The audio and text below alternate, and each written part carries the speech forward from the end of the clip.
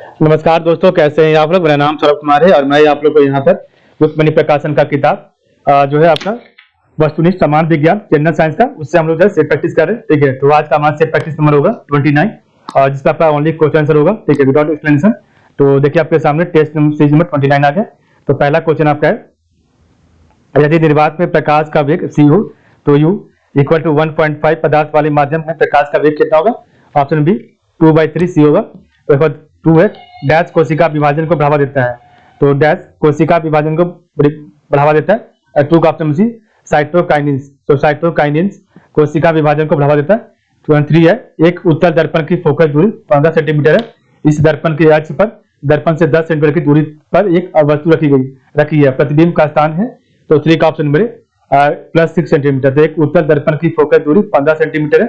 इस दर्पण के अक्ष पर दर्पण से 10 सेंटीमीटर की दूरी पर एक वस्तु रखी है, प्रतिबिंब का स्थान 6 सेंटीमीटर। क्वेश्चन 4 है, स्वतंत्र रूप से लटके हुए चुंबक के चुंबकीय उत्तर तथा चुंबकीय दक्षिण से होकर गुजरने वाले काल्पनिक ऊर्ध्वाधर वर्टिकल प्लेन को कहते हैं। तो 4 का राइट ऑप्शन नंबर चुंबकीय यामयोत्तर कहते हैं। 5 है एक वेबर बराबर होता है, तो एक वेबर बराबर ऑप्शन बी 10⁸ मैक्सवेल होता है। 6 है ध्रुवन तथा स्थानीय क्रिया दोष पाया जाता है, तो ध्रुवन तथा स्थानीय क्रिया दोष पाया जाता है। 6 का ऑप्शन बी उपरोक्त में दोनों, तो सरल सेल में, सूक्ष्म सेल में और आपका उपरोक्त में से कोई नहीं। ठीक है, तो आपका दोनों सही है।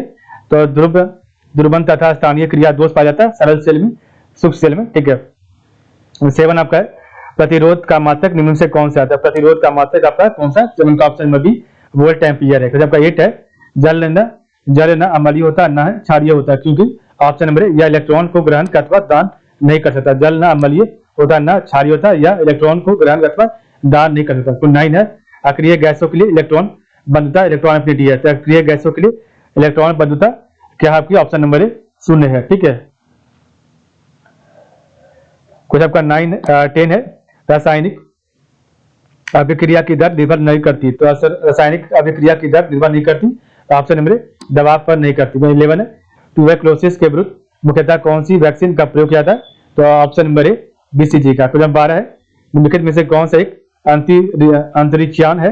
तो 12 का ऑप्शन नंबर बी कैसिनी है। तो निम्नलिखित कौन सा आपका अंतरिक्षयान है, कैसिनी है। 13 आपका कार्बन क्रेडिट की संकल्पना निम्नलिखित में से किससे अद्भुत है।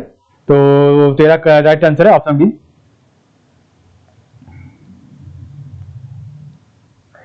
तो क्योटो प्रोटोकॉल का। नंबर 14 मोती की रासायनिक संरचना। तो मोती की रासायनिक संरचना है, तो 14 का ऑप्शन नंबर कैल्शियम कार्बोनेट की। कुछ आपका 15 फोटोग्राफी में अस्थायी कर के रूप में प्रयुक्त होने वाला रसायन है। फोटोग्राफी में अस्थायी कर के रूप में प्रयुक्त होने वाला रसायन है, तो option number B sodium thiosulphate का। 16 नंबर है सूची 1 को सूची 2 से मिलाइए। तो 16 का ऑप्शन नंबर बी सही है 4321। तो कांसा आपका हो जाएगा तांबा टीन का, और पीतल आपका हो जाएगा तांबा जिंक का, और जर्मन सिल्वर आपका हो जाएगा तांबा जिंक निकल, और आपका मुद्रण धातु आपका हो जाएगा सीसा एंटी मनी टीन का। ठीक है, तो कांसा आपका हो जाएगा तांबा और टीन से, पीतल आपका हो जाएगा तांबा और जिंक, जर्मन आपका हो जाएगा जर्मन सिल्वर, तो तांबा जिंक और निकल से। ठीक है, और मुद्रण धातु आपका हो जाएगा सीसा एंटी मनी और टीन से। 17 नंबर है रेडियम की अर्ध आयु 1600 वर्ष है। कितने समय बाद यह 25% रहेगा, तो 75 भार का।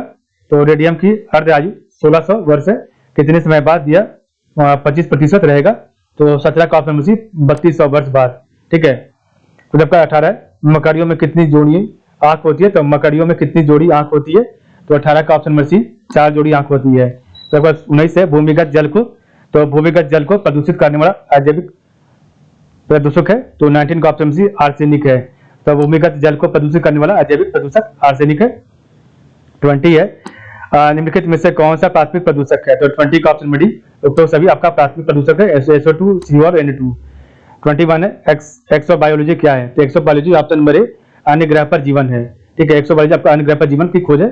22 है केंद्रक न्यूक्लियस के विभाजन की क्रिया को कहते हैं। केंद्रक के विभाजन की क्रिया को क्या कहते हैं।